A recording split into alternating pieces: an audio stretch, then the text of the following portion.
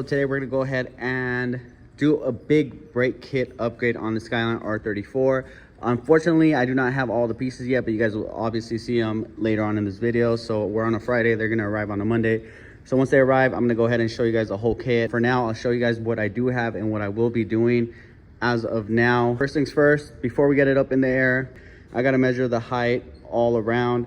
Once I measure the height all around, I gotta go ahead and take note of that so that way I know how much to lower the car.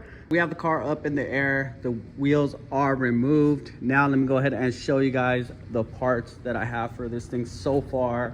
So we're gonna go ahead and install some front Cusco camber arms that we have here. So here we have the rear brake rotors for the R34. Only parts from the brake system that have come in, the rest will come in on Monday. 2 more days. In the meantime, I'm just gonna go ahead and take all the brakes and rotors off. So I'm just going to show you guys how I'm going to do it on this side, and then the other side is just going to be exactly the same. Go ahead and start removing the brake calipers, rotors, both sides, cutting the dust shields because the new rotors are a lot bigger, so they're not going to fit. So I got to cut those off. So far we got the caliper off, the rotor, and we ended up cutting the dust shield. In order to remove this, it is 2 22 mil bolts. After that, you just push it aside, hit the rotor a couple times because it might be seized like mine was, and then just pull it right off. As far as the dust shield, I did have to cut it with these, where are they? With these tin snips here. So I just cut a bunch of little lines. I'm gonna remove the rears. Once I remove the rears, I'm gonna go ahead and install these Cusco arms that go up here. Once I install those, probably gonna remove the front intercooler piping up front so I could just paint that black while I'm here. I'm not gonna be able to paint it today. It's like super windy outside.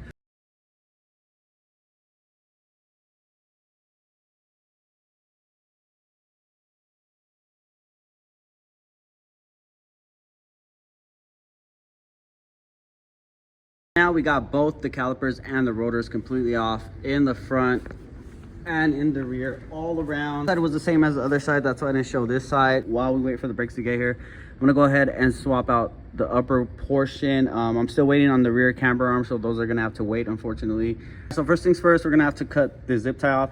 After we cut the zip tie off, we're gonna go ahead and get this sucker loose right here, clean this up so we could go ahead and lower the car while we're at it. Then we're gonna take a 17 mil socket and wrench and remove the 17 mil nut there. Then we're gonna go ahead and remove these 2 14 mil nuts up here. After we do that, the coilover should come off of the car. Then you wanna go ahead and remove the 17 mil bolt and nut here. Once you do that, you could get to the 17 mil bolts in the back right there. As you could see, there's 2 bolts back here. There's one right there, one on the other side. We're gonna remove those. Once we remove those, we could go ahead and install the new Cusco camber arms. But it's gonna be hanging down, and you don't wanna tighten the rears without this one being bolted down at least a little bit. Screw those on in the back. Then you go ahead and bring this up, screw this one on, but not tight, and then go ahead and screw the back ones on tight. Then you screw this one back on tight. After that, you put the coilover back in and you're good to go. So with that being said, I'm gonna go ahead and get that started, lower the front about 2.5 inches. Once I do that, throw the coilover back in. To adjust height, I'll just adjust it as I move along.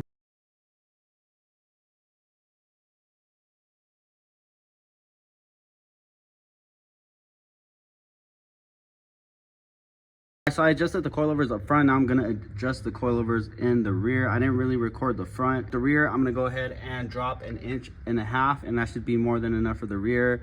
The front, I might have to drop a little bit more. So as you guys can see, I ended up cutting the dust shield even lower. Reason being is because some portions of this dust shield, it wasn't like completely flat. It was like sticking out back this way, and it was hitting the back of the rotor. So I ended up trimming it more. Same on the other side. The rear was actually fine, so I just ended up cutting a little bit of the lip up here. So I'm gonna go ahead and paint the exposed metal on the dust shield, that way it doesn't rust. So I just wanted to give you guys an update on the dust shields. I had to cut the front one, the back I just barely cut the little lip off of it, and both of them are now fine. I'm gonna go ahead and throw on the rotors, bolt on the calipers, make sure the clearance is right. Once I do that, I'm gonna go ahead and route the new brake lines and go ahead and connect them. So here we have the big brake kit for the R34.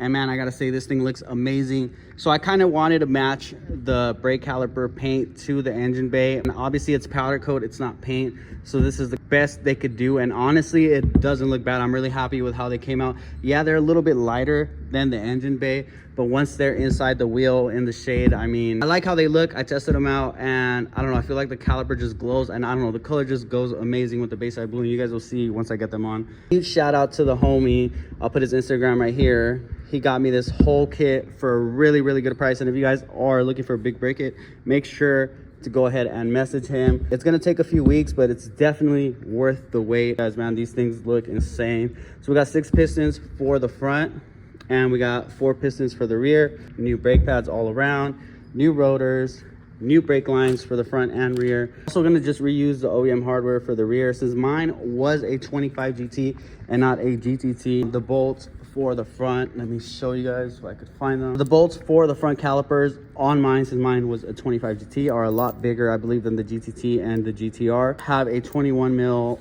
or a 22 mil head. I forgot which one exactly it was compared to the GTRs, which I believe have a 14 mil head. Same as the rears have a 14 mil. Since the GTRs and GTTs are a little bit different, I did have to get these tapped and rethreaded.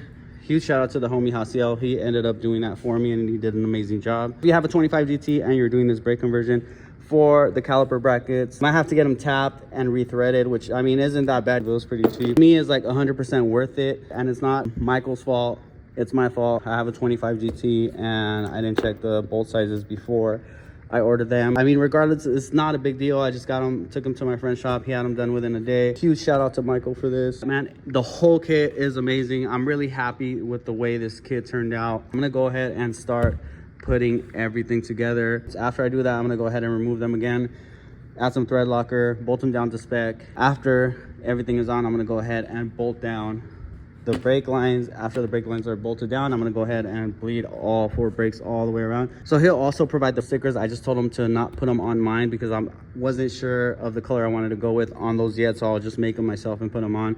Keep that in mind. He will provide the stickers also, and these were custom painted. I believe it was like an extra $100 to paint these a custom color. I mean, I believe he has a few basic colors that are free of charge. If you guys are interested in getting a kit for your car, not just for a Skyline, for any car, just go ahead and message him on Instagram. I'll leave his Instagram right here. His price cannot be beat for the quality.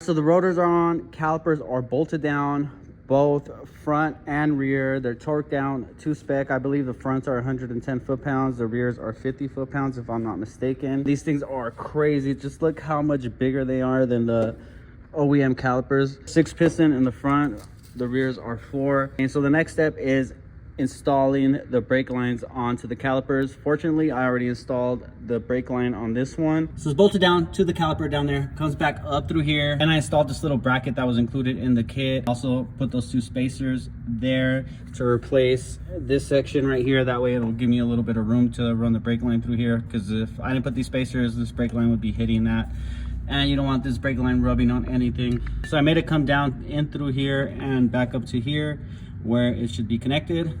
So that's how I ran the front. Let me show you guys the rears. So as you guys can see, the rear is connected right there. It goes down and then it loops around. It goes back into here. So I ended up putting these 2 zip ties here so that this brake line will not move around and hit anything, rub on anything else. It's not binded anywhere. It just goes in a loop, comes back up and connects to where it's supposed to. You can see a little bit better here how it's set up. Now it's not going to get in the way of anything. It's not going to rub on the wheel. But of course I'm going to go ahead and double check everything once I install the wheels, make sure nothing is rubbing, these lines aren't hitting anything. But with that being said, I'm going to go ahead and install the lines on the other side. Here we have the front brake line, and what is provided are these 3 brackets right here. 4 brackets actually. I use one for the other side, so I'm only going to use one for this side as well. So here we have the banjo bolt, and you're gonna wanna use one crush washer on one side and the other crush washer on the other side. So it has a crush washer on each side. And it's pretty simple. You just bolt this side down to the caliper, and the other side obviously goes connected to the original mounting location, which is that one. So I'm gonna go ahead and unscrew this bolt here. I'm gonna go put the spacers on there and then bolt up a bracket to that. Then I'm gonna go ahead and bolt down the brake line to there and then run it all the way back there. So I'll get back to you guys once I run this brake line. So the brake calipers and rotors are finally on. We also went ahead and bled the brake system, thanks to the homie Hasi for helping me out. So on these brakes right here, we obviously have to start from the furthest one away from the brake master cylinder, which would be this one.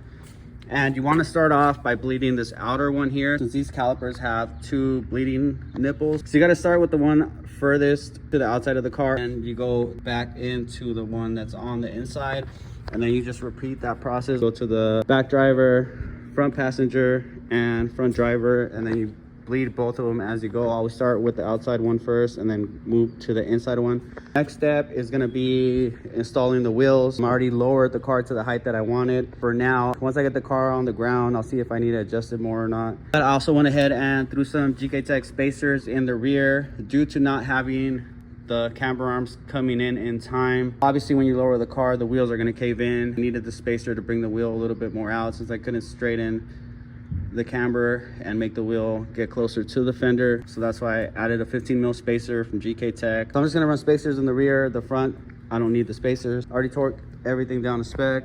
So I'm gonna go ahead and install the wheels, try to get this car on the ground, show you guys what it looks like, and go from there. Also got some hub-centric rings from GK Tech. Also, I will be making some stickers for the calipers. I'm just not sure when I'm going to install them, but for now, I'm just going to go ahead and put the wheels on to the car. I'll install the decals later on. So I just got back from test driving the car and bedding in the brakes.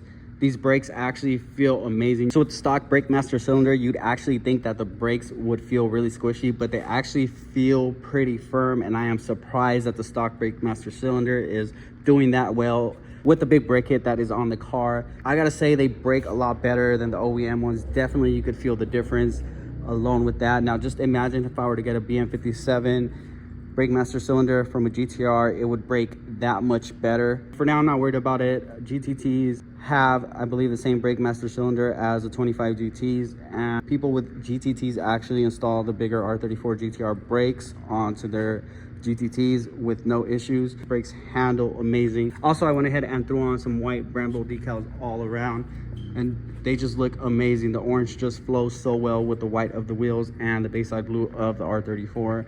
As you guys could also see, I adjusted the height on the R34, and I mean, I could go about half an inch lower, but that's probably going to max it out without ruining the front diffuser. Besides that, I still have to adjust the fitment. It's not where I want it at 100%, so I got to do some adjustments. But other than that, man, the car looks great being this low to the ground. I was tired of seeing it up in the air. If you guys are interested in getting a big brake kit for your vehicle, go ahead and contact Michael, and he will definitely take care of you guys. His price is really fair for what the big brake kit setup is itself.